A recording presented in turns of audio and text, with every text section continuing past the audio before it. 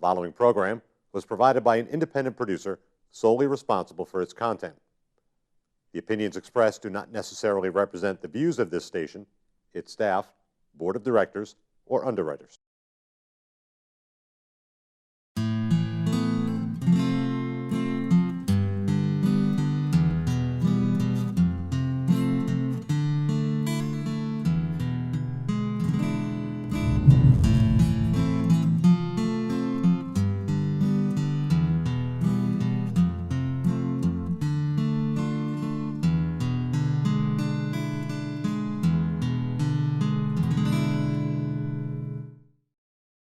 We will start with the mayoral proclamation.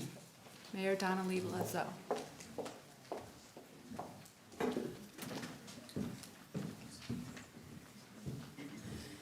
Thank you. It's nice to see everybody tonight. There's always a great turnout for this event, and it reminds me that it's so wonderful that we still think how important it is what we're doing here tonight. And I will share with you this recognition. Before I do that, though, I wanted to say one other thing. You would think that now, being at 2014, and the different ways that we've looked at this tragedy over the years, and how there are still ways to still look at it differently and learn something new about it. I just finished reading The Book Thief, and it was a whole nother perspective of how to look at this. And I think that that's quite remarkable too. But it's also at the same time very devastating to think of just how many ways people were hurt through the destruction that was what was the Holocaust.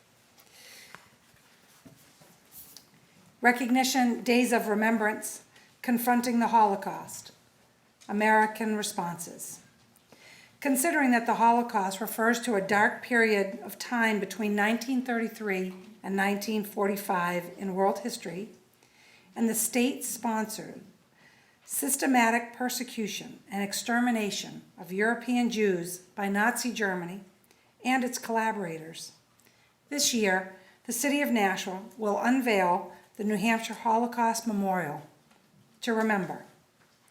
And considering that the economic strains caused by the Great Depression led some Germans to advocate the idea of selective killings, increasing emphasis on saving the biologically fit, while the incurable, mentally and physically disabled and biologically unfit were to be written off, declaring some people to be more biologically valuable than others. And considering that the Holocaust victims' death toll varies by definition, with approximately 78% of the 9 million Jews who resided in Europe having perished. Some scholars maintain that the definition of the Holocaust should also include the Nazis' genocide of millions of people in the other groups, such as homosexuals, people with disabilities, and gypsies, bringing the death toll to upwards of 20 million. And considering that the Nazi Party believed that Germans were racially superior and that Jews were an alien threat to the so-called German racial community. Significant historical evidence proves the vast majority of Holocaust victims prior to their deportation to concentration camps were either unaware of their fate that awaited them or were in disbelief of the information that they had received. And considering that the Holocaust Days of Remembrance is a time when the rescuers, liberators, and survivors share their stories and vow never to forget.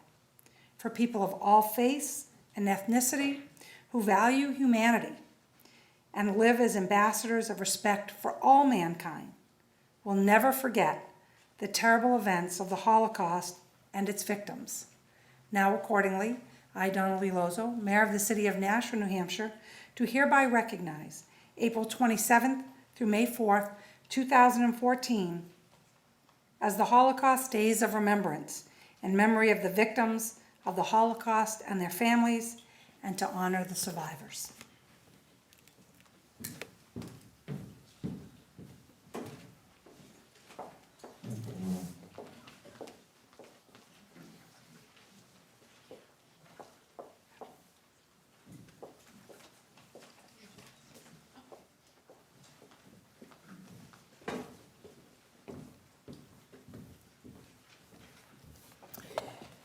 Dear friends, good evening and welcome to Rivier University. As we once again, as a nation and as a community, join together in observance of Holocaust Remembrance Week. It is truly a time of remembrance of the unspeakable evil that entered the 20th century, a time when hatred, bigotry, intolerance, untold violence, death, and destruction were inflicted upon our Jewish brothers and sisters. Though some spoke, silence abounded. Though some protested, collusion proliferated. This evening, we remember so that our children and generations to come will never forget. We mourn the sins of the past, knowing that these shameful crimes are a stain on humanity itself. It is a privilege for Rivier University to join with Temple Beth Abraham in presenting Dr. Timothy Doherty.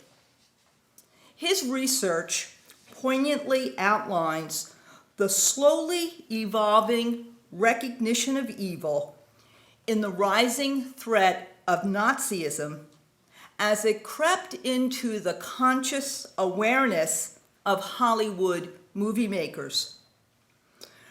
Professor Doherty's book, Hollywood and Hitler, 1933 to 1939, breaks open the complex, interweaving elements of cinema and politics, culture, profit, ideology on both sides of the Atlantic Ocean during the 1930s.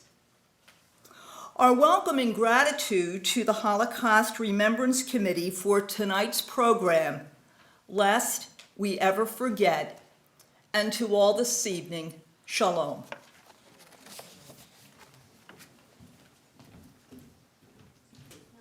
Fred T-Bone? Fred? You're going to update us on the Holocaust Memorial that's opening in June? Sorry.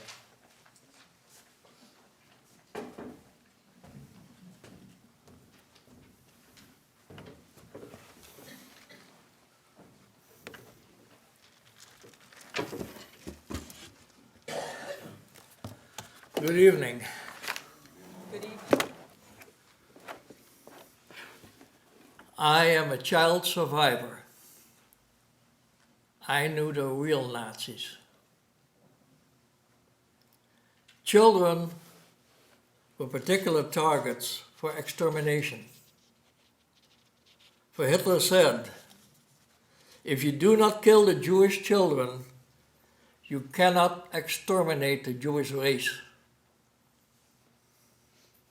Of the 6 million Jews killed, 1 million were children. Well, Hitler and his Nazis did not kill me.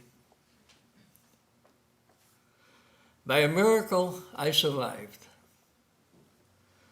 My father told me he was returning home when just a block away, he was cautioned to turn around as our family members were being picked up from their homes.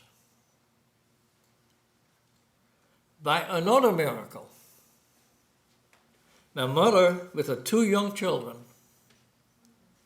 found a place to hide after desperately riding in a streetcar in Amsterdam, not knowing where to go. She had just returned from France, where she had tried without success to cross the mountain into Spain. I believe that I was saved to build the memorial. I believe that God commanded me, being a child survivor, to build a memorial of stones so that future generations shall never forget the Nazi evil. This memorial, just 5 minutes from here, concentrates on the 6 death camps, which were designed for one purpose only: to exterminate millions of innocent victims, mostly Jews, by mass killing them in gas chambers and then burning the bodies in crematoria or open pits. Hundreds of my extended family, on my father's side and my mother's side, hundreds, were killed in 2 of these camps, Auschwitz and Sobibor, where the Dutch were taken. As you walk down the rail path into the central sculpture of this memorial, symbolically being transported into a death camp, you are then confined within 6 massive stone walls, each inscribed with the name of one of those 6 death camps. You then face a polished black cube placed on top of a brick column representing a chimney. This cube symbolizes the ashes of human bodies burned in the crematoria. You will see in this black cube, in the central sculpture, you'll see your own reflection. As a reminder that in another time and place, you could have been murdered in an extermination camp. Devout Christians took enormous risks to save Jews, as they saved me. And many Christians were killed in reprisal. Therefore, one of the grand monuments you see in the memorial, I call the Scriptures Monument, fittingly containing excerpts from both the Old Testament and the New Testament. The names of the Christian families who saved us, my brother, my mother, and I, and my mother, who saved others while working for the resistance, are inscribed in benches standing near the central sculpture. After 4.5 years, we have finished construction. The first such memorial in New Hampshire, according to the Telegraph, likely to rival some of the finest shrines in the entire Northeast. Think of that. If you have not already done so, please visit soon. We have scheduled the dedication for 1 June, and everyone is invited to attend. But again, anti-Semitism is on the rise. A large black monolith in this memorial, 10 feet tall, reminds us to commit to never forget what happened and to never again be defenseless and allow this to happen. I will now conclude by naming each of the 6 death camps, and I ask everyone to stand up, and after I name the name of each death camp, to shout out and raise your fist and say, "Never forget, never again." Auschwitz. Never forget, never again. Sobibor, never forget, never again. Belchak, never forget, never again. Tomno, never forget, never again. Majdanek, never forget, never again. And Treblinka, never forget, never again. Thank you.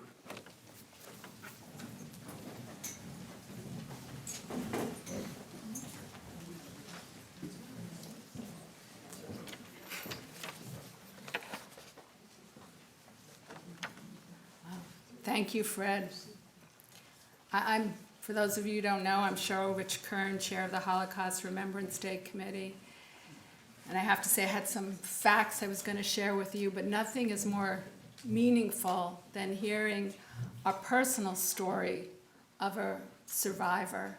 And certainly the story of the Holocaust is a horrific one, but it is also a story of survival and of humanity and of rescuers. And I think that when people visit that memorial, we'll have an education of what that survival was all about. And we can think of ways of saying never again. You know, I'm from a generation that did grow up thinking, you know, I could have been one of them. I grew up in the shadow and the specter of the Holocaust. And I realized that, you know, everyone in this room doesn't feel that kind of connection, you know, especially those in the room that may be very young. But for many, the Holocaust seems like ancient history, and that makes sense because it's been 60 years, but its lessons are just as relevant. Institutions like the United States Holocaust Museum confront the questions of what happened, like how could it have happened? So each year, the museum establishes a theme for the annual observance, like this one, of Yom HaShoah. The 2014 topic is officially called Confronting the Holocaust, the American Response. News didn't travel the speed it does today, but Americans weren't in the dark when it came to the Nazis' plan to annihilate all European Jews. But immigration policies made it difficult for refugees to enter the country. It wasn't until 1944 that the United States established the War Refugee Board to rescue those under Nazi persecution. Today, the War Refugee Board is credited with saving some 200,000 lives during the Holocaust, a feat the board's director often described as being too little, too late. This is just one example from the Holocaust that causes us to reflect on this year's theme, the American response, and think about more contemporary cases of genocide when Americans and the world failed to act, especially as we mark the 20th anniversary of the Rwandan genocide this year. Our speaker tonight, author Thomas Doherty, will recount how one distinct segment of American culture, the fast-growing film industry of the 1930s, mediated the growing threat of Nazi ideology. Doherty is a professor of American Studies at Brandeis University. In addition to his recent book, Hollywood and Hitler, 1933 to 1939, Doherty has written several other books that delve into film history and politics. Thomas Doherty is an astute scholar and a great writer. We are honored to welcome him here tonight. Thomas Doherty.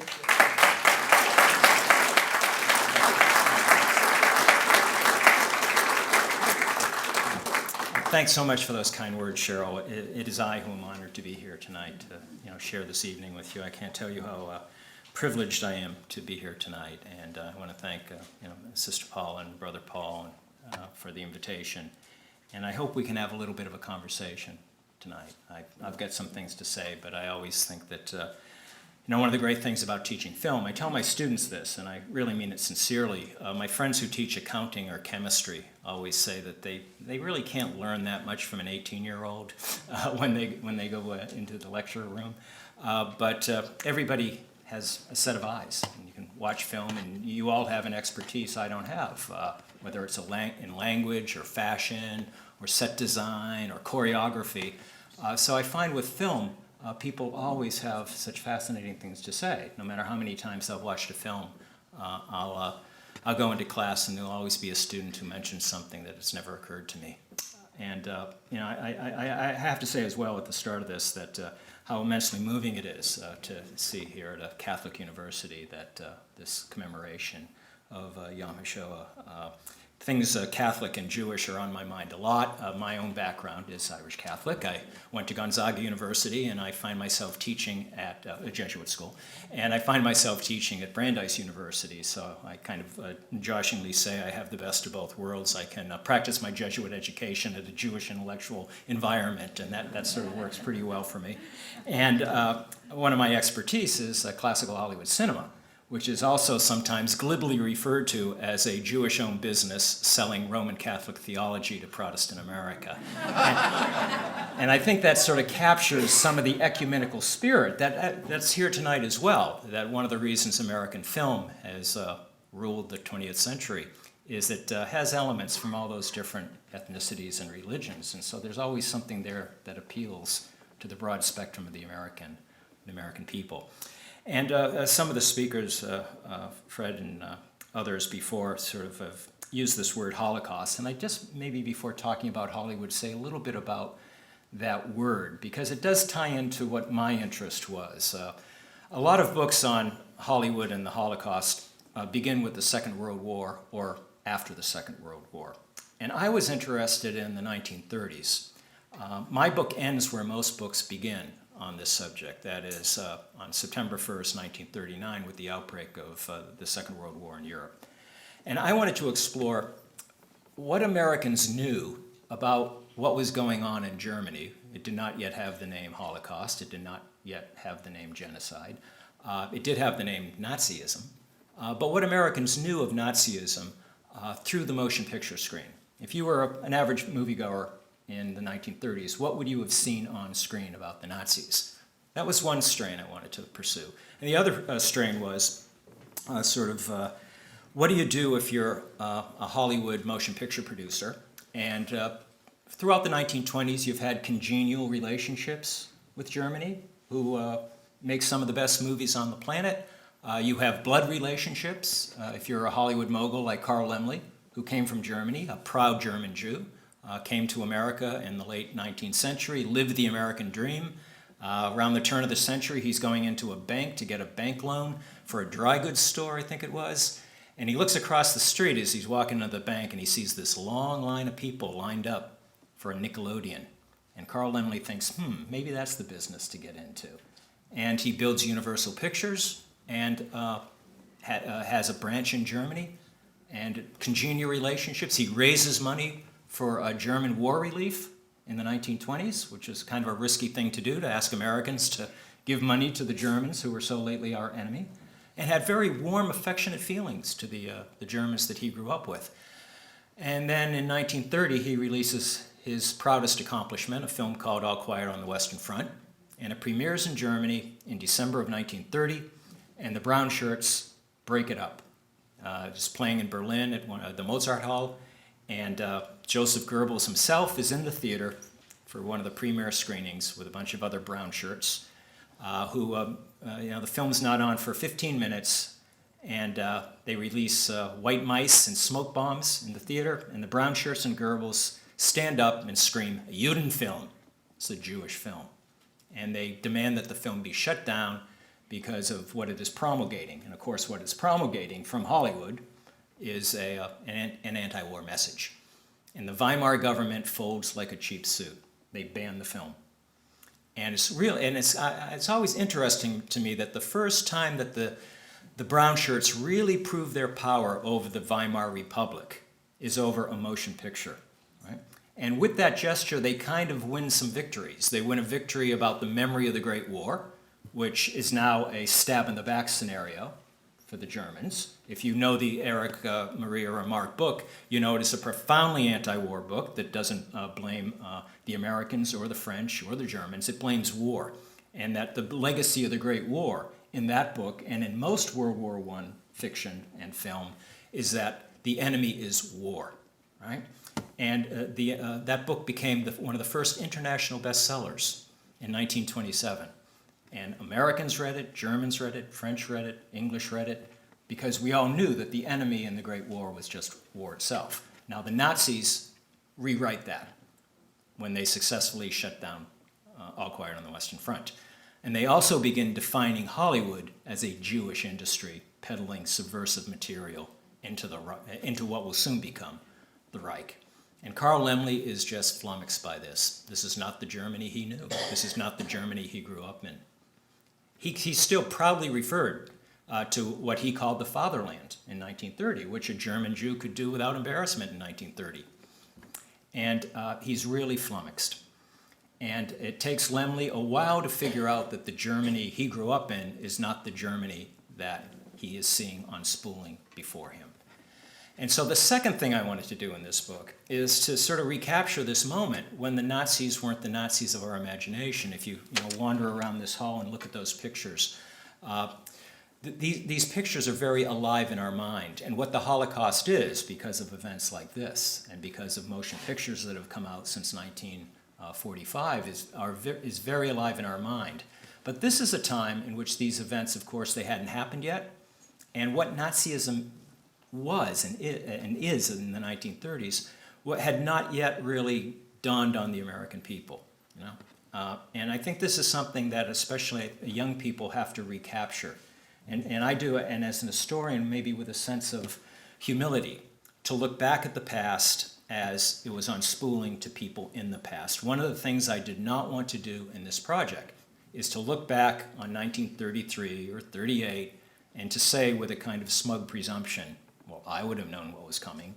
And I certainly, not only would I have been preternaturally farsighted, but I would have been totally moral and scrupulously moral at all times. And I certainly would never have dealt with the Nazis in distributing films overseas into Germany, even if it meant my business would go bankrupt. I never would have done any of those things.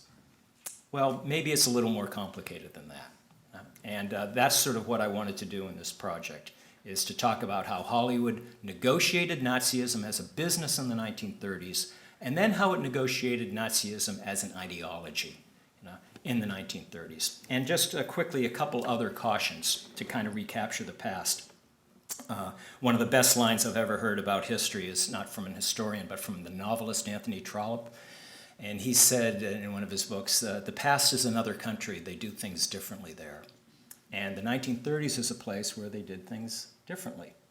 And in terms of the motion picture industry especially, one of the things that's hard for people today, especially young people, to figure out is that there was total censorship in America at this time. Movies had no First Amendment rights. In 1915, the Supreme Court had ruled that the movies were a business pure and simple. And as a business, they could be regulated just the way the Food and Drug Administration regulated meat going across interstate lines. So from 1915 to 1952, the movies were a regulated industry. And they could be regulated by cities like Boston, famously, or Chicago, or Philadelphia, which had very strict censorship boards, and some states. New York had Pennsylvania. They all had very strict censorship boards. And these boards were very wary of any kind of political controversy or political content. And in practice, what it comes to mean is you couldn't really say anything at all politically controversial about any group of people on the planet, including the Germans, or the Italians, or of course the Irish, especially in Boston. You'd never want to do that. So that's one thing you always need to remember about this industry. The second thing is, in addition to the state censorship, from 1934 until 1954 especially, and on until the 1960s in fact, Hollywood operated under something called the Production Code Administration. And some of you more mature people might remember something called the Hays Office or the Hays Code. And that was the set of commandments that Hollywood had to abide by. This was not state censorship. This was what was called self-regulation, the same way the American Bar Association or the American Medical Association regulates its own occupation. The movie moguls got together and said they would abide by a code of ethics.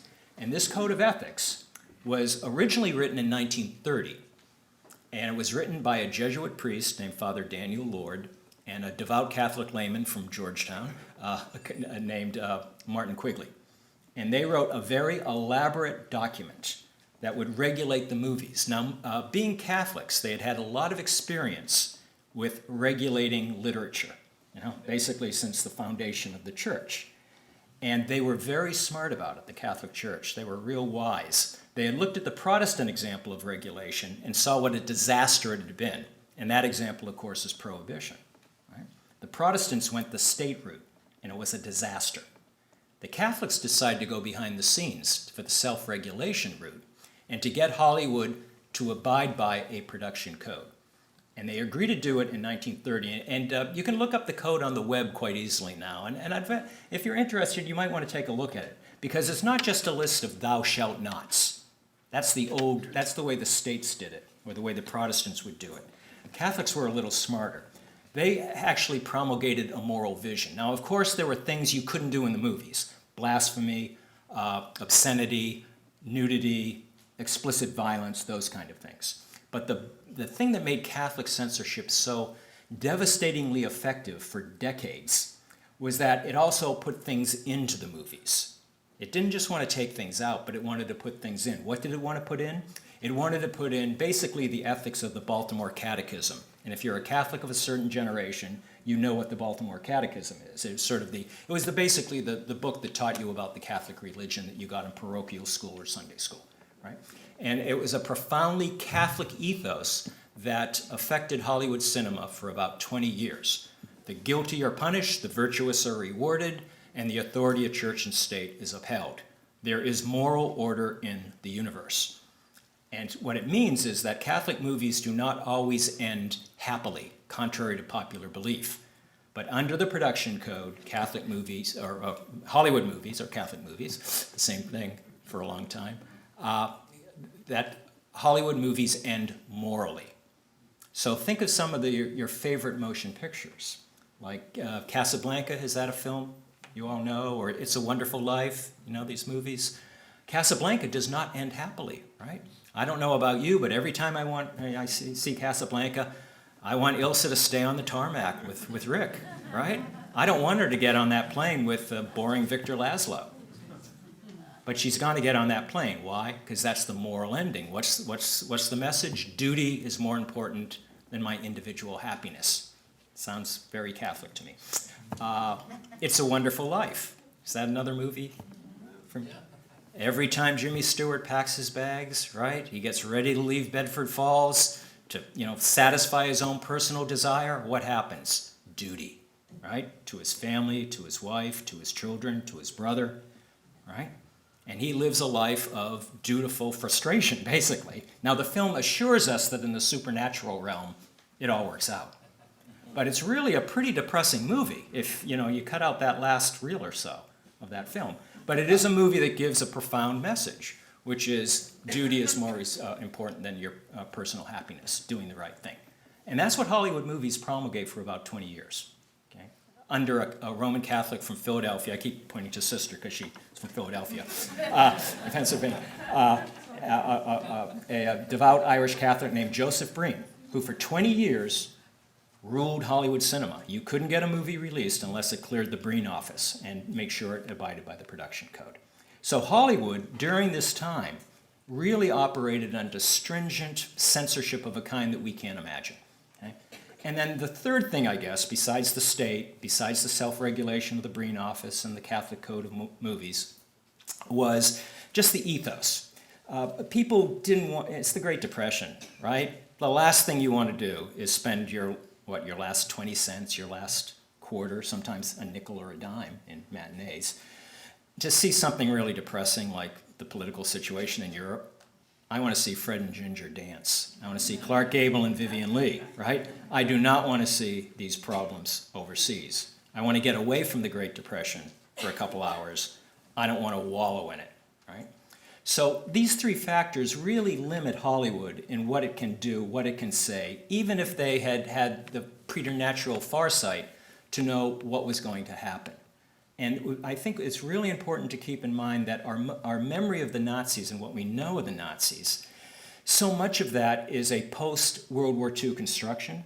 So much of it is a construction that comes from Hollywood cinema.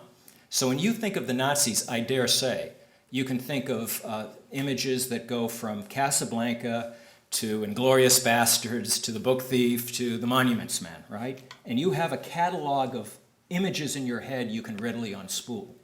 And around the walls here, you have some of the most horrific images that can be unspooled. And those were the images that were first screened in 1945 in late April and early May, when the Army Signal Corps footage of the liberation of the camps on East, not the Polish camps that were mentioned earlier, but the camps Belsen, Buchenwald, Dachau, Ohrdruf, the Army Signal Corps and the British film units of the concentration camps. That footage was released to the newsreels. The Army Signal Corps footage, all 5 of the commercial newsreels showed it in special issues that lasted anywhere from 6 to 10 minutes. General Eisenhower requested that this footage be shown in every movie theater in America, and when General Eisenhower requested something in 1945, it happened. And it was shown, that footage was shown in every movie theater in America, and it shocked Americans. And if you look at the Universal newsreel footage, which you can scroll up on YouTube, the narrator says something very interesting. He says, "Now we can see what we thought were incredible rumors were in fact true." And then he shows you some bodies burnt alive in the crematoria ovens, and he says, "Don't turn away, look." And I dare say, if you were alive in 1945 and saw that footage, you will remember where you saw it, or if your parents or grandparents told you. It had that kind of impact. But that's all post-war stuff. And it really isn't until the 1960s that our modern sense of the Holocaust enters our minds as in the popular mind and for historians. And just quickly before I start showing clips, I'm sorry if I'm droning on, but I feel that it's, given the occasion tonight, it might be interesting to recapture some of this. That it wasn't until the early 1960s that our modern sense of the Holocaust starts penetrating into history, into education, into culture. And I think there are 3 events that really start crystallizing this. One is the publication of Raoul Hilberg's book in 62, I believe, early 60s, The Destruction of the European Jews. And Hilberg, the great Holocaust historian, is the first guy that puts together how it happened, the nuts and bolts of the bureaucracy of death. We knew it happened, but we didn't know how it happened. I had the privilege of being in the last seminar that Raoul Hilberg taught at the Holocaust Museum about 15 years ago now. And I remember he said something very moving. He said, "I knew I could never answer the big questions. How could people do this to one another?" So I thought maybe I can make a start by asking some of the small questions. You know, how do you get a boxcar load of people up to Auschwitz? And what do you put in the train when it goes back? And who along the route knows what's going on? Because every train manager at every whistle stop knows what's going on. And Hilberg's book really was the first thing that put this together, because people hadn't put that together before, exactly how it was done. I remember he handed out a mimeograph piece of paper. Some of you young people don't know what mimeograph is. It's before the age of Xerox. It was a mimeograph, and it had this complicated flow chart. And he said, "This took me 12 years to figure out, you know, just the flow chart of the German bureaucracies, because this stuff was never written down, you know? And he sort of had to all figure it out. So that book was very important in telling us what the Holocaust was. The second was the Eichmann trial in Jerusalem, which I don't want to say staged, but the prosecution was as concerned with convicting Eichmann. It was an Israeli presentation to educate the world to what the Holocaust was, to bring the witnesses forward.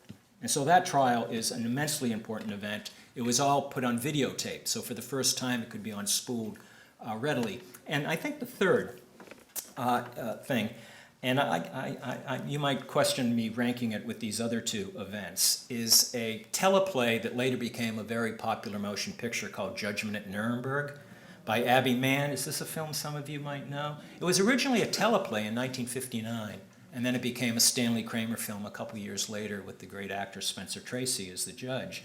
And Abby Mann says something interesting in the introduction to the teleplay, which has always stayed with me, and I think it's where Holocaust studies sort of is now. He says, I was never interested in the monsters, Himmler, Goebbels, Hitler, you know. And he says, and I always gave myself enough credit, and I think I do myself, that I could never be that guy. I could never be the architect. I could never want to do that or envision doing it. But the other guy, maybe several rungs down, you know, the GS11 on that scale, that guy maybe I could be, you know, just sort of the average rung in the machine, the kind of the bureaucrat that you need to run the Department of Transportation or any other kind of organization. Those were the people I was interested in.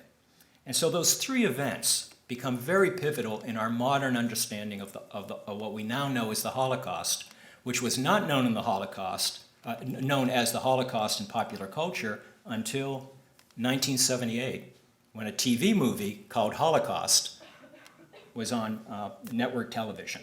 And that's when, it's not until 1978 that really the word enters our imagination, and it isn't until the 60s and 70s that just what it is kind of enters our head. Now these people, of course, that I'm talking about had none of that. So when I look back at them, I try to do so with a bit of humility. And I think it might be appropriate now just to show you some clips. I can talk about them, and then maybe we can say a few words. Like, let me just see if I can scroll this up here.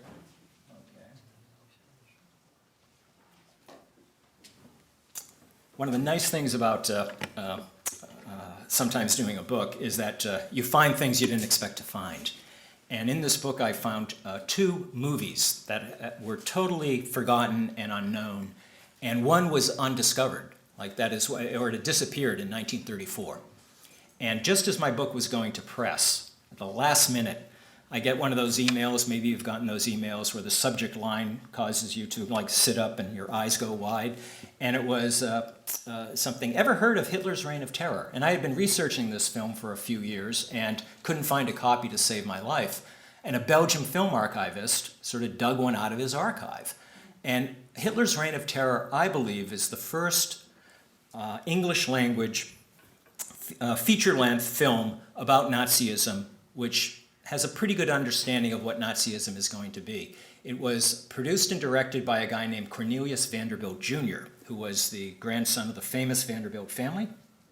And he was sort of the black sheep of the family because he worked for a living. And he enlisted in the Great War, and after experiencing the Great War, he could never go back to Fifth Avenue. So he sort of becomes an itinerant journalist. And in the 20s and 30s, because he has the Vanderbilt name, he has access to everybody. He interviews Stalin, Al Capone, the Pope, Mussolini, and then on the night of March 7th, 1933, when the Nazis have just gotten their plurality in the Reichstag. So it's Hitler, of course, is appointed Chancellor by Hindenburg on January 30th, 1933, and then that March, the Nazis are giving kind of a popular validation at the ballot box in March. So this is, you know, Hitler at the peak of his power in the early days. And Vanderbilt gets a little bit of an interview with him backstage. Now, unfortunately, it isn't filmed. He reenacts it here. But this was not a very widely seen film, but I'm always struck by the presence of the question. And maybe I could just show you a few minutes of it to give you a sense of what Americans would have seen of Adolf Hitler if they were lucky enough to be in a city that played this movie. It's great to see you back again. I never thought you'd get back in one piece after what you said over the telephone when you were at the Hotel Adlon in Berlin. If you thought that 3,000 miles away, you could understand my feelings there in the thick of it all. There isn't money enough in Hollywood to tempt me to go through it again. But I don't understand how you ever got your films through that wall of censorship. I didn't get them all, and at the finish it was a gamble whether I would be able to get any of them through. I tell you, that last day on the frontier, I felt like Mickey Mouse. It was one tough squeak for me. I knew just what I would be up against if the narrative ever found my film. The last few weeks I've been carefully watched. When I saw the signboard that Strasbourg and the frontier was only 5 kilometers away, I realized I was up against it. I stopped the car. The films that were not so important I hid in the hood, because I had a hunch they would search there. Grabbing the films I wanted to save and some adhesive tape from the toolbox, I crawled under the car and glued the cans to the bottom with the tape. Of course, it might not hold, but it was a chance I had to take. I had given part of the film to a close friend of mine, and he was taking it over the border in our other car by another route. I was none too soon. Two Nazi soldiers sprang out to the side of the road and ordered me to halt. They were in a suspicious, unfriendly mood. My passport and German visa and international driver's license were examined first. I was glad that my passport photograph was something like me.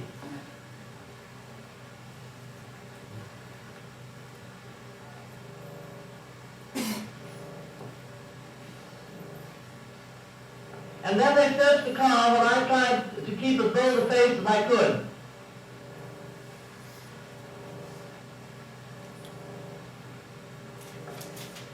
They found the films under the hood, but that was all.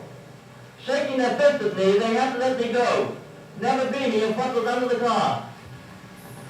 Neil, now that you're back in America again, what's your own frank opinion of Hitler?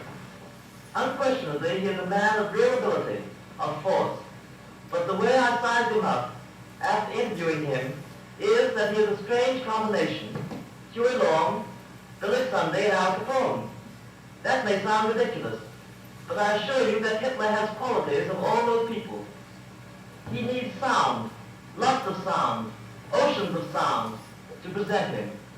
When I interviewed him at the Sportpalast in Berlin, I knew that in order to reach the speaker's stand in the Sportpalast, Hitler would have to pass through a certain corridor with his secretary, Dr. Hemstengel. I decided to wait for him and hoped that I could induce him to talk to me.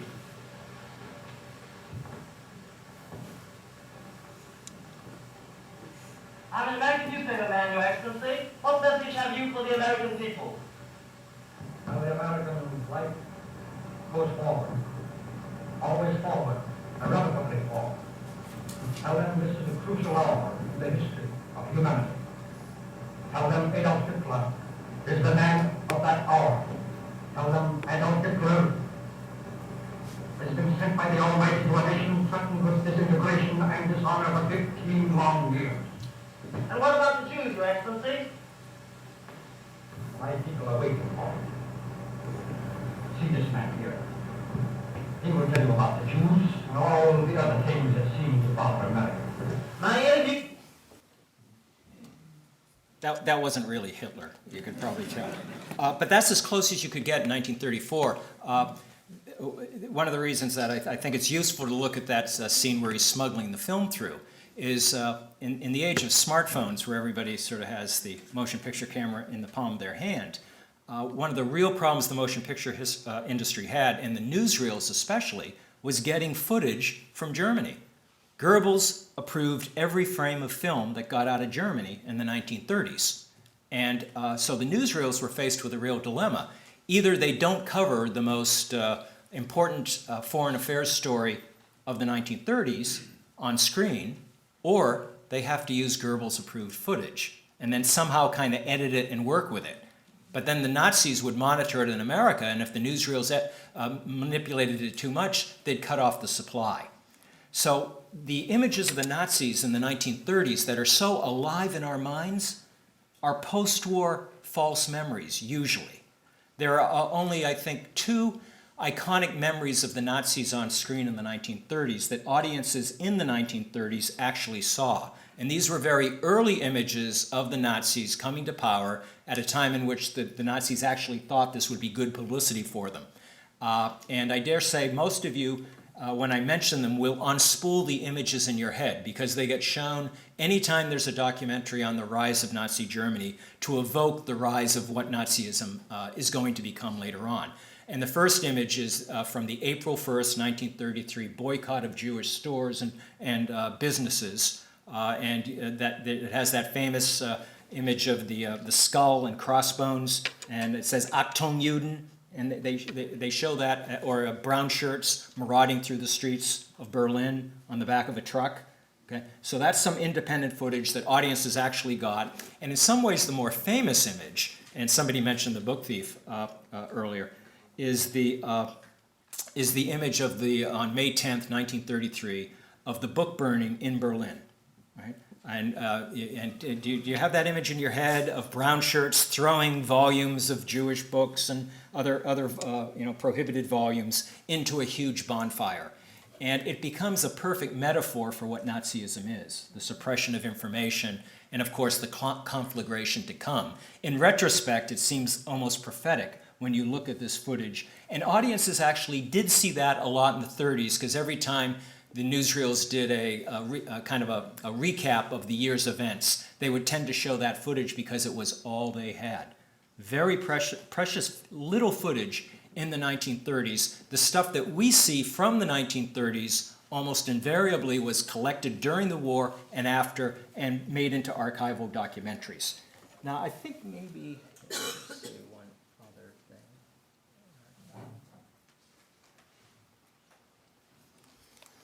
So what did Hollywood do?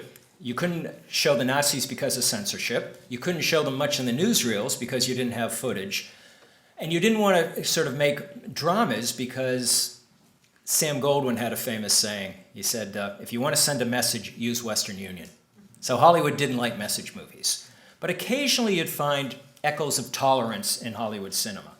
And I thought maybe one thing to focus on tonight, it might be appropriate, to focus on the way Jews were portrayed on the Hollywood screen, just briefly, in the 1930s. And the sort of the quick answer is they weren't in the 1930s because of censorship and because of the production code. Okay? And I think I'm going to show you a clip of the Jewish imagery you might have seen before the rise of Nazism and the production code in 33-34, and then show you how the studios had to portray Jews in the 1930s afterwards. And this is from a 1934 film called Manhattan Melodrama, starring Clark Gable, Myrna Loy, William Powell. And I bet there's somebody in this audience that knows why Manhattan Melodrama has a footnote in American history. Yeah. It's, I can't see a hand. Yeah. Usually there'll be one person from Chicago who remembers. This is the last film John Dillinger saw before he was shot outside the Biograph Theater in Chicago in July 1934. I always think it's interesting. He went to see a gangster film his last night and saw Clark Gable walking to the electric chair and then walked out into the street and got shot. But this is from the very beginning of the movie. And it's based on, the beginning is sort of posits these two kids, they've been orphaned. And it's based on the true event, the General Slocum, a steamship that blew up and sunk in Hudson River around the turn of the century. And this is the scene. And this, I believe, is the last time you hear the word Jew on the Hollywood screen for 6 years in the 1930s. Some of the more mature members of the audience might recognize one of the little boys. Okay.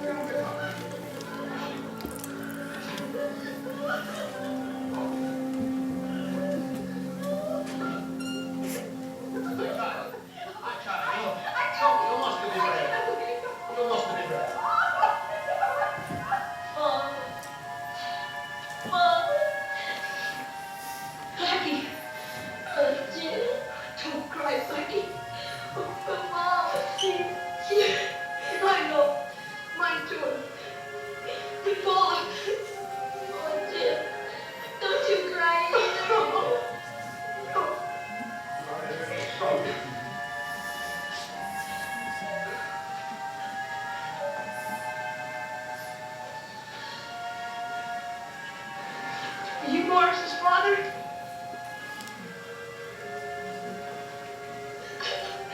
He's a swell kid. Yeah, he was a swell kid. My mother's father, Blackie's brother, they... Oh, you poor boys. What are your names? My name's Edward Gallagher, but they call me Blackie, and he's Jim Wade. Yeah, I knew your parents very well.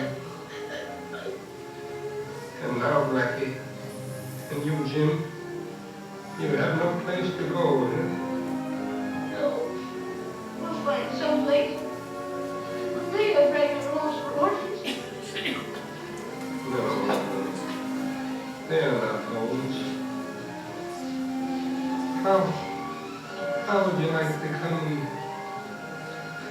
live with me.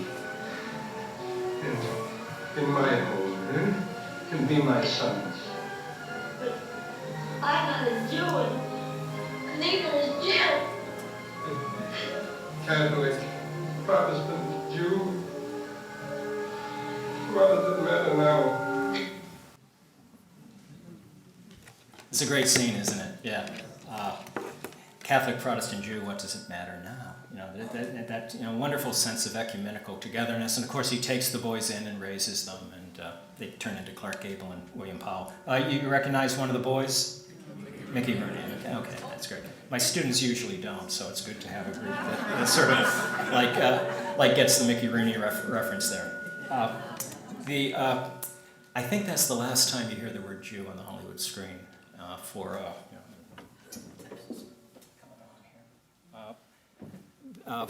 6 years. Nope.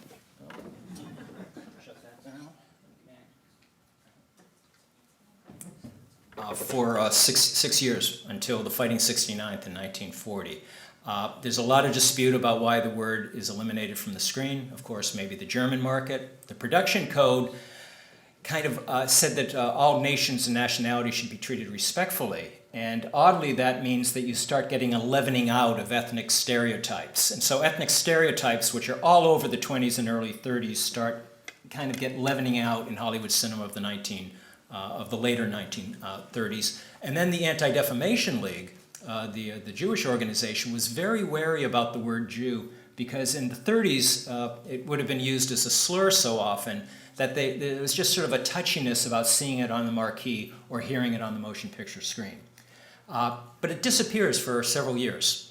That does not mean that Hollywood is not treating issues of ecumenical spirit and tolerance in their films, but they're doing it allegorically. They cannot do it explicitly. They cannot make an explicitly anti-Nazi film because it wouldn't get shown in America and in the foreign market. So the financial motives to not show an anti-Nazi film are pretty strong. And it was just sort of not on the radar of possibility, except for a couple of independent films. There's another film I found in 1936, an indie film called I Was a Captive of Nazi Germany. And to my knowledge, these are the only two American English language films made during the height of before Confessions of a Nazi Spy in 1939, which speak to Nazis on screen explicitly. But there's a lot of allegorical material on the screen. And let me just show you quickly a clip from The Life of Emile Zola, a Warner Brothers film from 1937. Now, what's Emile Zola, the French novelist, got to do with anti-Semitism? Exactly. He was campaigned for the innocence of Captain Dreyfus. The French army captain was railroaded into Devil's Island on a trumped-up charge of treason. And so the film is going to spend a third of its running time on this heroic moment by Emile Zola. But we just said that you couldn't sort of mention the word Jew on the screen. So how are you going to communicate this motivation on the screen? So this is what Warner Brothers comes up for. Look carefully. It's a very quick scene, because if you look down to munch some popcorn, you might have missed it.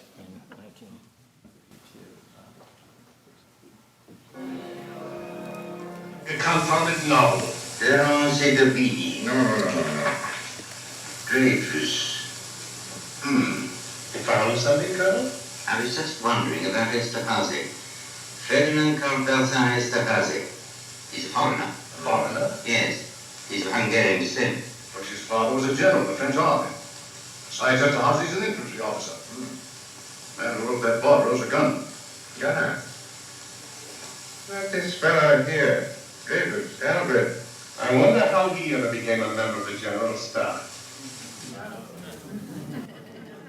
You get that? It's pretty quick. But on the other hand, audience understood that this was a plea for tolerance on the part of Warner Brothers. It was nominated, it won the Best Picture Oscar that year.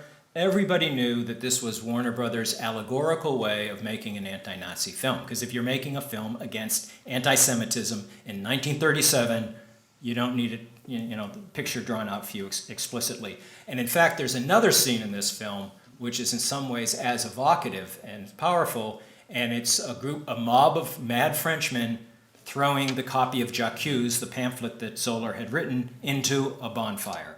And that is going to evoke, of course, the May 10th burning. So Hollywood manages to do this, even though it kind of lacks the ability to explicitly enunciate an anti-Nazi theme.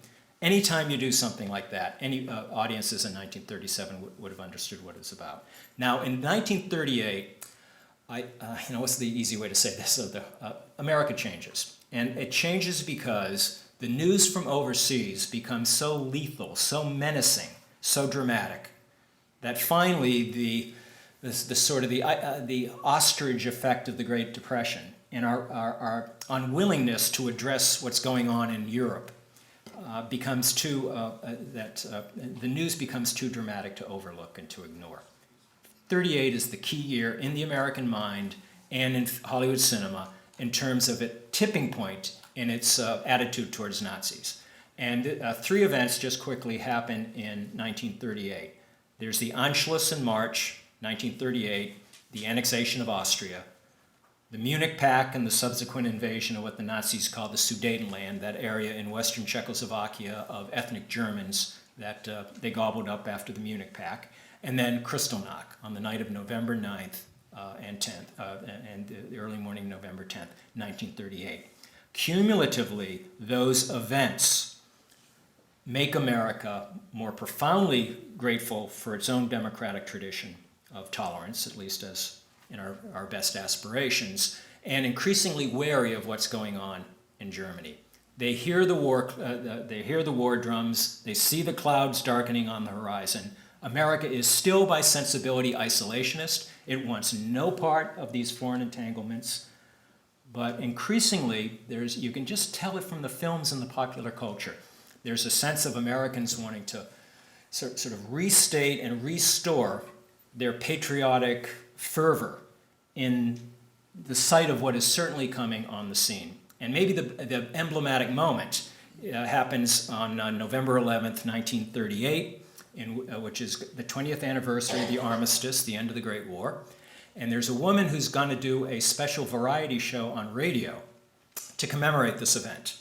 And given the news from Kristallnacht just a day or so before, the Munich Pact, the invasion of Austria, the sense that the devil is on the march in Europe, she is really very thankful, as are most Americans, for at least the peace and the rights that we have here in America in 1938, given what's going on in Germany. And she wants a special song that will commemorate this. And I think some of you are already ahead of me on this. And so she goes to her very good friend, Irving Berlin, and says, "Do you have a patriotic anthem that I could sing? Because I really think America could use it. I want to sing something that will represent how I feel about this."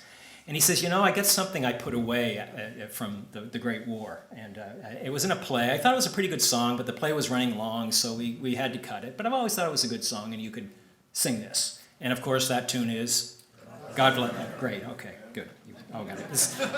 It's God Bless America. She sings it that night, and she will have to sing it every other time she appears in public for the rest of her life. It's the sensation. More sheet music is sold than any other tune. It spreads like wildfire across the nation. And I don't think that's an accident. I think that there's a sense that this song is really kind of going to be reflective of the kind of spirit America is going to need. And you start seeing this all throughout popular culture. I don't think the government had anything to do with this. I think it was an authentic, spontaneous uprising of American spirit in all realms of popular culture. It's when the national anthem starts getting played before sports events, a custom we still have, before motion pictures, God Bless America on the radio, and you start seeing it in Hollywood cinema, usually allegorically. And let me just quickly show you another clip from a 1938 film, which makes really explicit everything we've talked about in terms of the portrait of tolerance. This is from appropriate, maybe, film for this university, a film called Boys Town. This is, some of you know?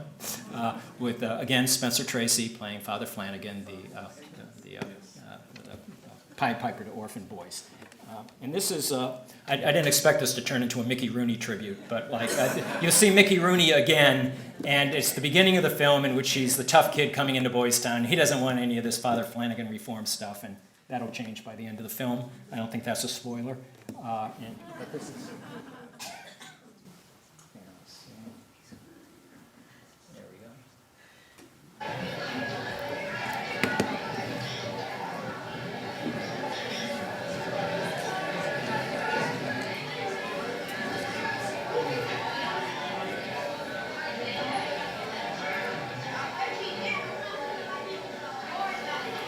Hello, Your Honor. Finished your tour?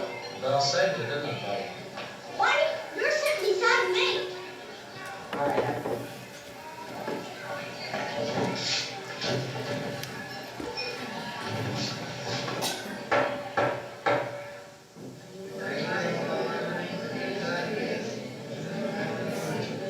Thank you, Lord. At least I guess it will be received here most of all.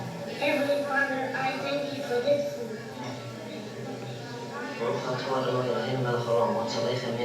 Gracious God, may the food that we are about to receive strengthen our body.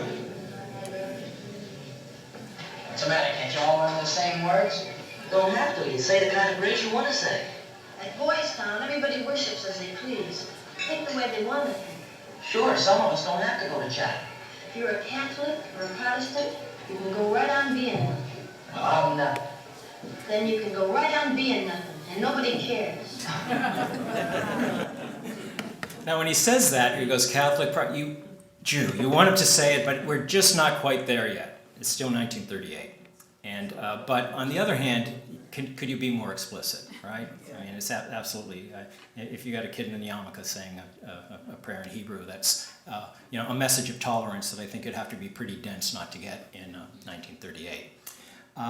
39 is the year that Warner Brothers finally breaks the embargo.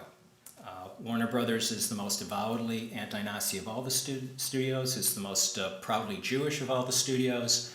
And in December of 1938, it announces that it will make a film entitled Confessions of a Nazi Spy, which will be about a Nazi spy ring that was broken up by the feds in the spring of 1938. And it is the first explicit shot across the bow in Hollywood cinema. And it's by Warner Brothers. And there's a famous story of Groucho Marx, the comedian. He's at a party, and he stands up and he raises his glass, and one of the few recorded straight lines Groucho ever said, he says, here's to Warner Brothers, the only studio with any guts. Right. And in spring of 1939, they released Confessions of a Nazi Spy, which is sort of lays it all out for the first time. And the film's a little creaky if you look at it today, but at the time it was pretty shocking because audiences had never seen guys in SS uniforms marching around. They had never seen the German-American Bund portrayed as the villains they are. They had never seen swastikas on the screen. All the stuff that we're very familiar with, they had never seen. But I thought it might be good to end with a short clip from another Warner Brothers film that I don't think many of you have seen. It was a Warner Brothers short.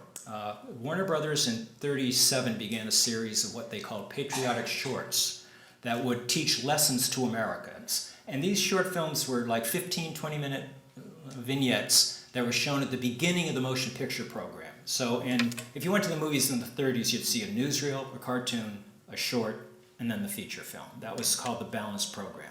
And these were kind of Technicolor shorts that Warner Brothers made.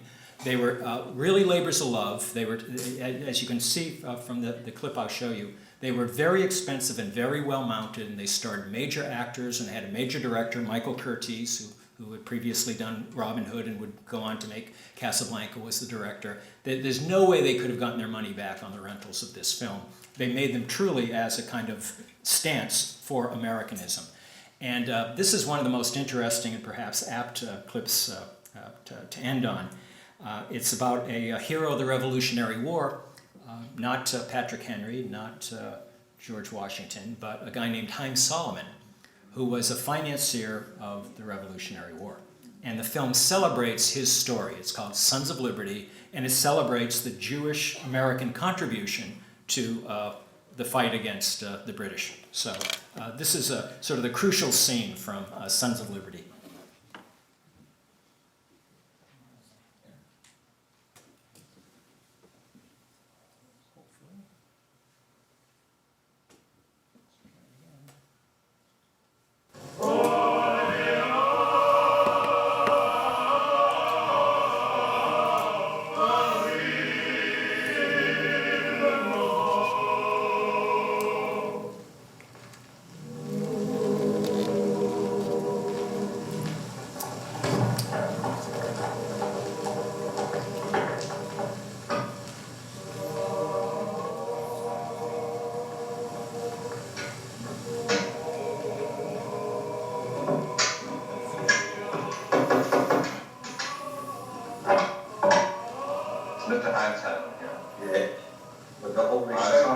have seen him.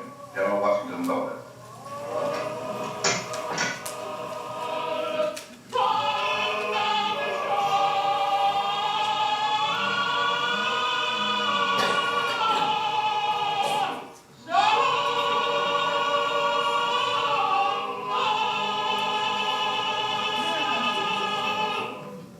Colonel Tillman. Mr. Senator.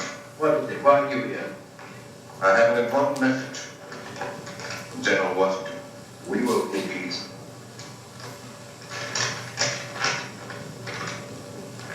Hi. Have you forgotten that this is the eve of atonement? I'm sorry, Rabbi, but this is very urgent. This is of greater urgency than our holy service. Forgive me, Rabbi, but this gentleman brings a message from General Washington. Washington? Yes, Rabbi. May I speak to the congregation?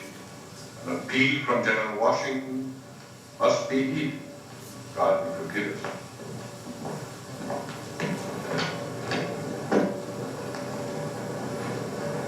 My friends, the struggle for our independence is in danger of being lost. General Washington has no money, food, or clothing for his ragged army. He has asked us to help him raise the $400,000 he so badly needs. I know that you've given, even beyond your means, but now we must give again. It isn't charity, I ask. It's an offering to the cause of liberty, a cause sacred to us above all others, because centuries of bitter persecution have taught us the value of liberty. If we want to continue living as free men in a free land, if we want to bequeath to our children this priceless heritage, then we must give. It is not our duty to leave wealth to our children. It is our duty to leave them liberty. I can raise 10,000 on my store. You can have that, Mr. Solomon. It is too much, Mr. Lyons. You have already given 2 sons. Yes, but I want to be sure they did not die in vain. I'll sell my crops. That will bring at least 6,000. 6,000. To be added to the army left to gratify. I can raise 1,000. Mr. Solomon, I still have $400 of the money my husband left me. If you give that to General Washington, how will you live? Never mind. God will take care of you.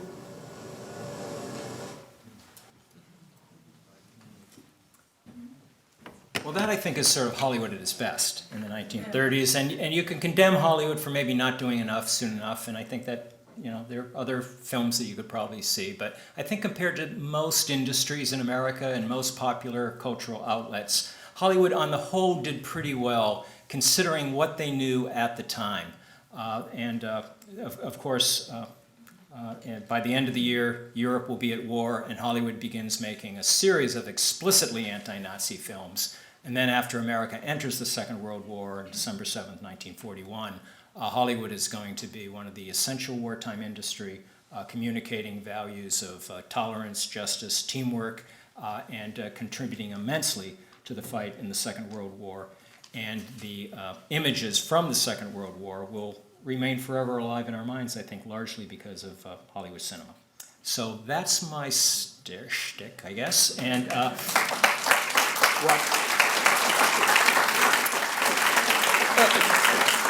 And I'd really be delighted to have some comments or questions. I've been sort of rapping at you, and try to speak up loudly, and I'll repeat the question. Sir? What about the book Collaboration? Aha. He's asking me about a book by Ben Irwin called The Collaboration, Hollywood's Pact with Hitler, which came out a little after my book, and I disagree with the thesis of that book. He's not here. It's probably ungracious of me to say much more than that. I think the word collaboration, to use that word about Hollywood in the 1930s, to me is just ahistorical. That word has an explicitly World War II echo. I wouldn't use it to describe somebody who distributed a film to Germany in 1937. I'd use it to describe somebody who worked for the Germans in France during the Second World War and helped deport Jews to Auschwitz. I think that word has a sort of a special echo, and and again, it's maybe ungracious of me to say this, but my line or my opinion is that that's to use words like collaboration and pact about Hollywood in the 1930s, I just disagree. Sir? What was the makeup of the Hollywood hierarchy and actors and actresses at that time? The hierarchy? What do you mean? In other words, the owners of the studios, were there Jews that owned the Oh yeah, all the Hollywood studios, with the exception of Fox, which was called the Goyim Studio, were founded and dominated by American Jews, largely Eastern European Jews, like the Warners, Mayer, Fox. Carl Laemmle, who we mentioned earlier, is really a hero in this. There's a gentleman here who I spoke to. Yeah, do you want to just say a couple of words? This gentleman is a member of what are known as the affidavit families, right? And one of the great things about doing a book like this is after it comes out, people write you with their own stories. And they tell you things and share materials with you that I could never have gotten because I just didn't know they existed, and people have given me CDs of radio shows from the 1930s, which are like gone. They have them in their attics, they're not in archives, letters from this time. And one of the most moving stories, I got a fellow named Sandy Einstein was really mad about the collaboration. His father had his life saved by Carl Laemmle, who was head of Universal Pictures. In the 1930s, Laemmle would sign an affidavit basically for any Jew in Germany who asked him to, guaranteeing the finances with the State Department. And he got literally, it's not an exaggeration to say hundreds of... 200. 200? Okay. But that's with his name, right? Correct. Okay. The reason you might say hundreds is because the State Department got so tired of Carl Laemmle's affidavits is they start not paying attention to them. So Laemmle would go to his friends and say, would you sign your name to the letter? I'll cover you on it if anything should happen. So it's probably more like hundreds, right? That because these are people that he guaranteed to come. So there are hundreds of these families around who sort of... Well, they probably can't see it, but there's an article by Neil Gabler that was in the Times. Is this it? No, I got it somewhere. Yeah. He just gave it to me. This is Xerox of, and it's just signed by Carl Laemmle, who passed away right after the Second World War in Europe erupts. And so it's sort of, depended on your person. Laemmle was extraordinary. The Warner brothers were extraordinary, especially Harry. Jack was an SOB, but Harry was really a stand-up guy. And there's a story about, the patriotic shorts, which, like I say, were labors of love. These are, you tell, there's no way they're getting the money back on a, if you look at the costuming, everything in a film like that. And there's a reporter wandering through the lot at Warner Brothers, and Warner sees him, and he grabs him by the scruff of the neck and said, "Why haven't you done any features on my patriotic shorts?" And the guy says, "Oh, I've never seen one." And Harry says, "Well, I'll fix that." So he drags the guy to the projection booth and forces him to look at some of the patriotic shorts. So it was largely a Jewish-sponsored industry, so-called. And depending upon whether you were Jack and Harry Warner or Carl Laemmle or Louis B. Mayer, you behaved differently. Paramount, Fox, and MGM do business with the Nazis until the very end in '39. And there's a lot of debate about whether that's done from being just greed or whether there are other motives. I'll just quickly maybe tell you two pieces of research that have come out. One is that the State Department actually encouraged the studios to continue releasing films in Germany on the theory is the Nazis are seeing something besides Leni Riefenstahl films. So it'd be good if they see any American motion picture, because most American movies are about individualism, not the power of the group. And then the other thing, which I'll say in public forums, but I didn't put in the book because I can't nail it. And as a scholar, unless you can nail something, you probably shouldn't say it. But what I strongly suspect is that the studio's Berlin offices, MGM, Paramount, and Fox, because the others had pulled out, were used as kind of informal listening posts by the U.S. government. This is before we had a CIA or an OSS even.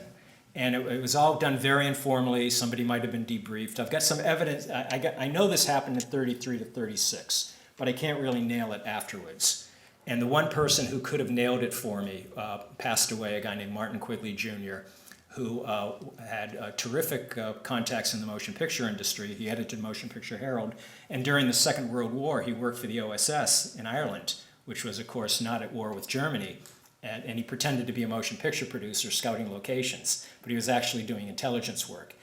And I interviewed him for a previous book, but this book wasn't on my radar at that time. And he could have told me whether that was true, and I could have taken it to the bank, because it probably wouldn't have been written down anywhere in documents. So that's as close as I could get to sort of some of this, the relationships there.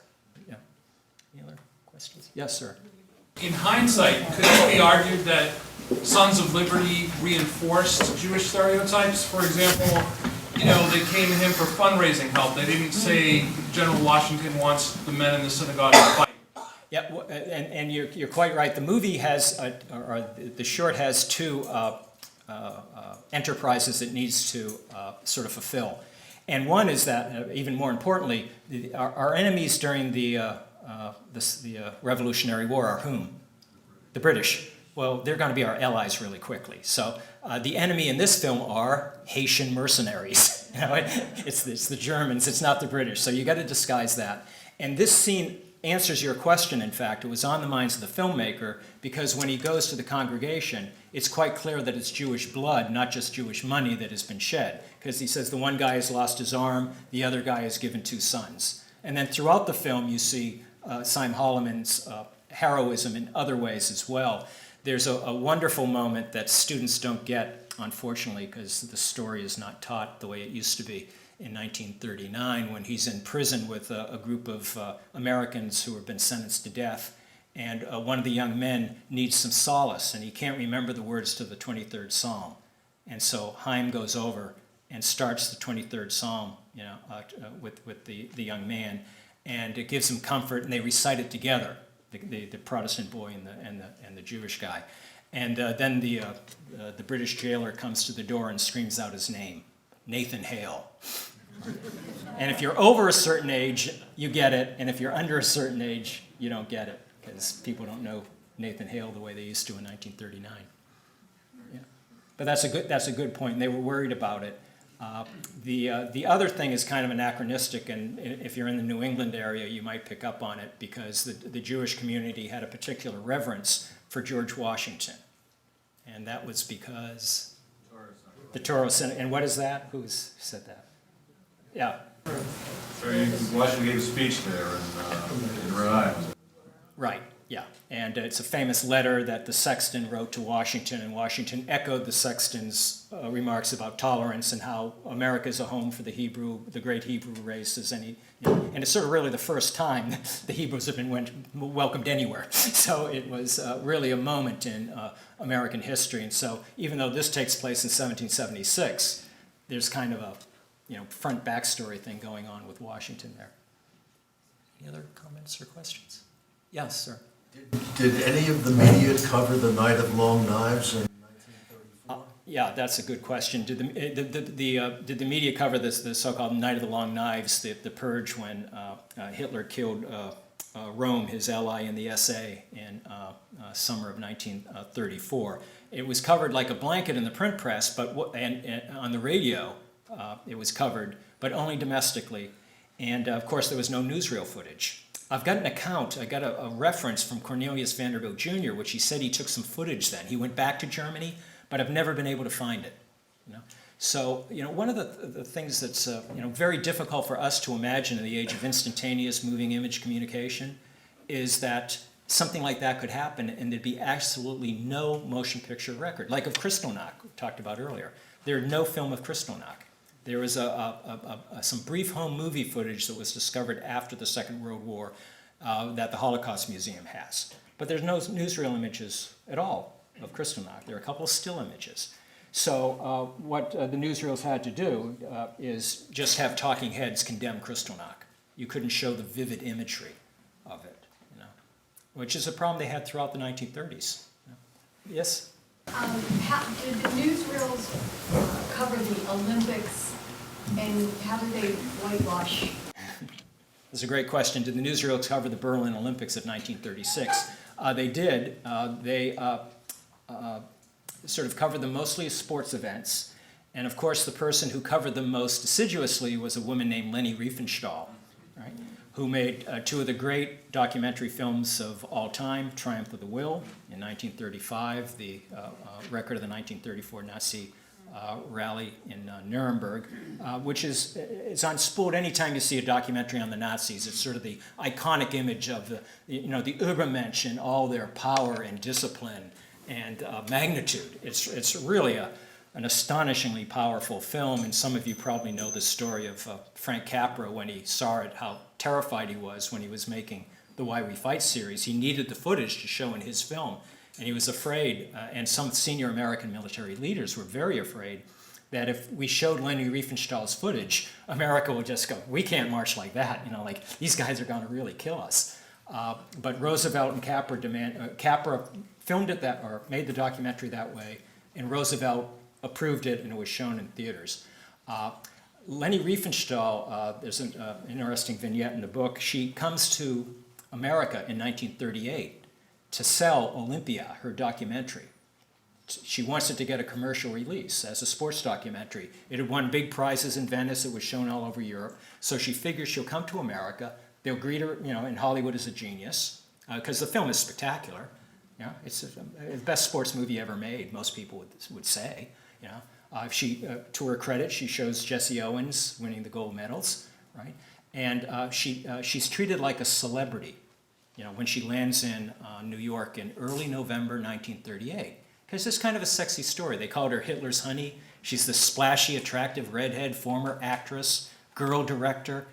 It makes really good copy. And she lands, and people are treating her like a celebrity because she's, everybody else is in a brown shirt. She's got this dress and this red hair.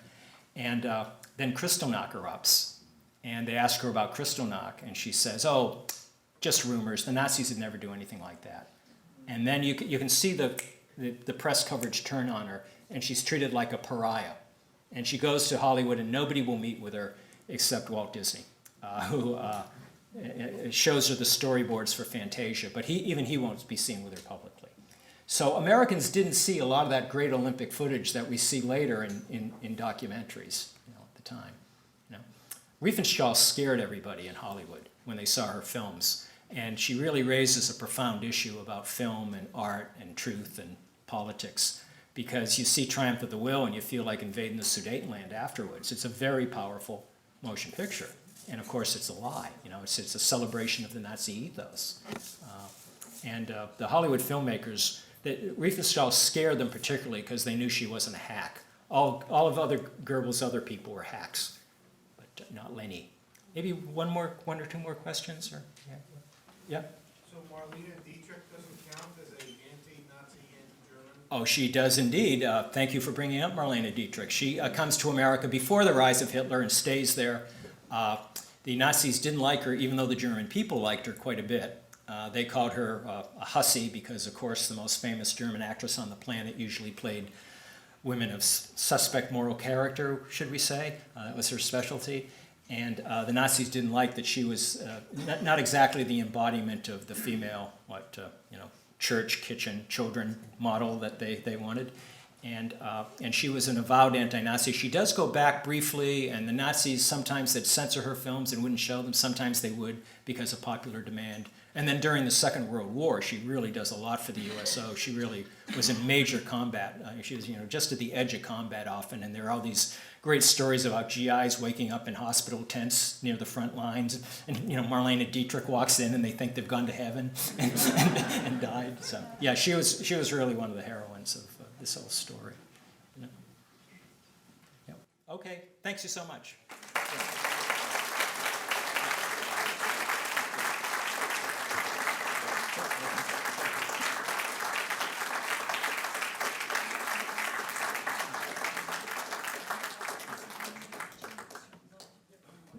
Thank you very, very much. That was excellent. Very interesting. We will now have a candle lighting ceremony. Rabbi John Spiros-Yvette.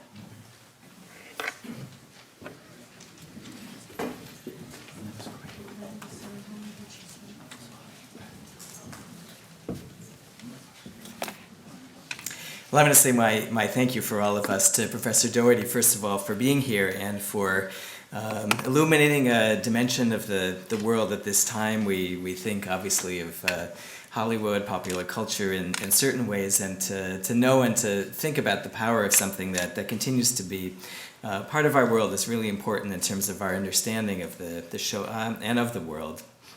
I want to thank particularly Cheryl Rich Kern and Brother Paul Demers here for their work, not only in the recent time and all the logistics of putting today together, but really throughout the year and thinking about what our community needs in order to be able to come together and to renew our commitment to remembering the Shoah and to learning. To thank Sister Paula and Revere University for hosting us and your continued commitment for being the ones who gather our community together, and to Mayor Lozo for being here as she always is to stand with us at this time. Every day in the calendar, every day of the year is an anniversary for the Holocaust. Yom HaZikaron LaShoah VeLaGvura, a day of remembrance for the Shoah and for the courage of those who resisted by rising up and by living another day.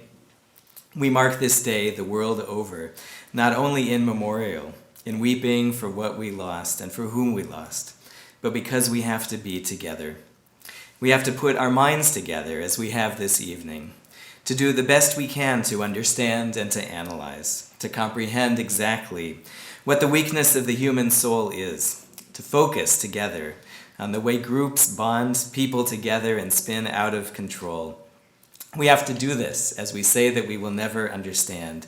It is forbidden for us to stop trying to understand. We have to, because lives depend on it, even today in our world. We have to be together to see each other, a little dark for seeing, because none of us alone will see enough, and none of us individually can stand alone and hold off hate as it sparks and then simmers and explodes in our world. We have to be together, to see each other, to be a mirror of goodness to one another, to create bonds of nuclear power, of goodness and love, more powerful than the most powerful evil, because lives depend on it, even in our world today. And we have to be together, to watch each other as we mourn and as we cry. The people who were murdered in the Shoah, those who suffered as they lived, those who saw terrible things, deserve our attention and our memory, not because they're a symbol or a concept of something they stand for, but just because of who they were and who they are. And we are here at the center of faith and knowledge and understanding and community, as one community together for all these reasons. And at the same time, I speak to you as rabbi for the Jewish community here. For those who have come to be with us, with the Jews of this community, we thank you for comforting us in our unique mourning, for understanding that the pain of the Shoah for us is also the pain of centuries of persecution and violence against us as Jews. Yom HaShoah brings out for us, as it may for you, our questions and our doubts about God and humanity, and you stand with us and you protect us and hold us up at this hour when we are at our most exposed and our most vulnerable. Thank you for being with us, for crying with us and for us, as I know you do for yourselves and for all humanity. I want to say, especially to those who we remember through the ceremony and these candles, words that were said first in Yiddish by the partisans, the Jewish fighters of Eastern Europe, who fought not only for military victory against the Nazis, but for a spiritual victory in their time and for all time. Sag nit keinmal, as du gehst dem letzten Weg, chost Himmeln bleiene verstellen bloye Tag. Kommen wird nach unser ausgebenkte Schor, svet apoikten unser Trott, mir seinen da. Never say that there is no more road for you, though leaden skies may be concealing skies of blue, because the hour we have hungered for is near. Beneath our tread the earth shall tremble. We are here. I ask you to stand for memorial prayer. El male rachamim shochen bamromim hametzei menucha nechona tachat kanfei השכינה במעלות קדושים וטהורים, כזוהר הרקיע מזהירים. את נשמות כל אחינו בני ישראל, שנטבחו בשואה, אנשים, נשים וטף, שנחנקו ושנשרפו ושנהרגו, שמסרו את נפשם על קידוש השם. בגן עדן תהא מנוחתם. אנא בעל הרחמים, הסתירם בסתר כנפיך לעולמים, וצרור בצרור החיים את נשמותיהם. אדוני הוא נחלתם, וינוחו בשלום על משכבותיהם, ונאמר אמן. God, mysterious source of compassion, even when you seem to dwell so far away beyond the heavens, find perfect peace in your sheltering presence, where the holy and pure shine as the bluest sky, for the souls of all our brothers and sisters who were slaughtered in the Shoah, men, women, and children who were strangled and burned and murdered, who gave their lives in sanctification of your holy name. May paradise be their final rest. Anna, we cry out, for them. Master of mercy, protect them and shelter them for all time, and bind their soul in the bond of life. The Lord is their portion. May they rest in peace. And let us say, Amen. I want to invite up Cheryl and Brother Paul and our speaker and others to come up, Fred, to light the 6 candles in memory of the 6 million and all the many who died in the Shoah. And then together afterwards we'll say the Kaddish prayer.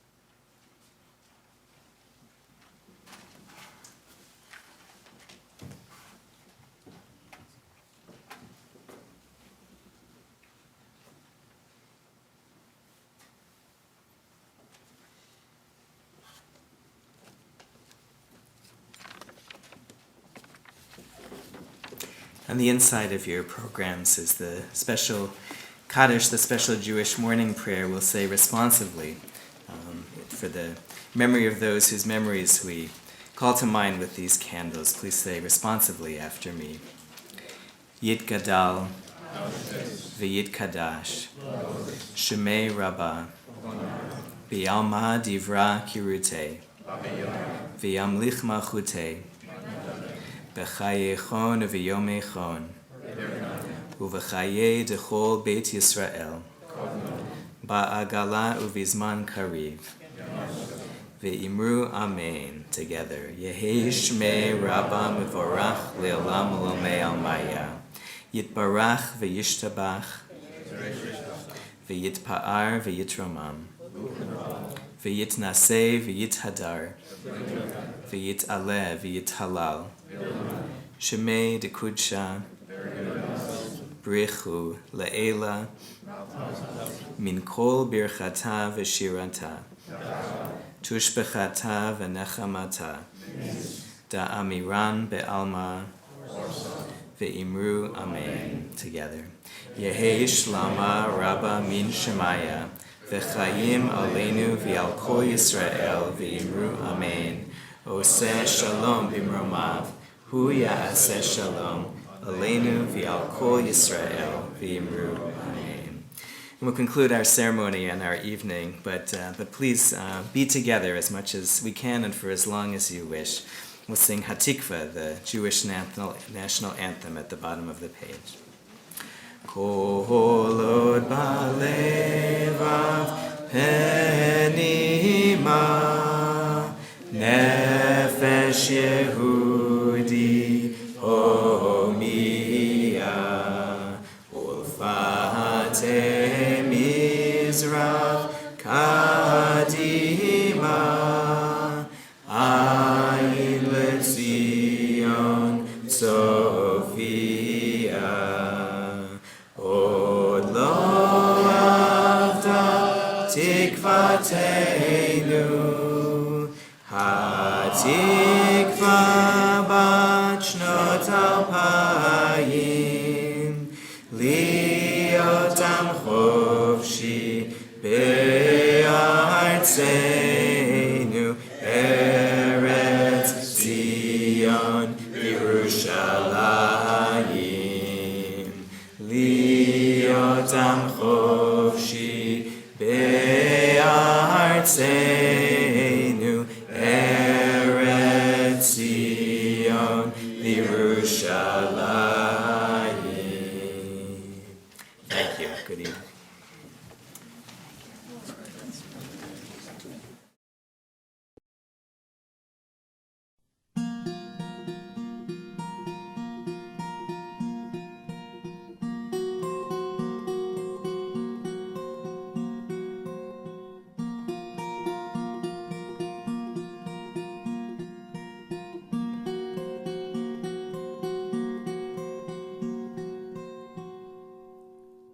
Oh,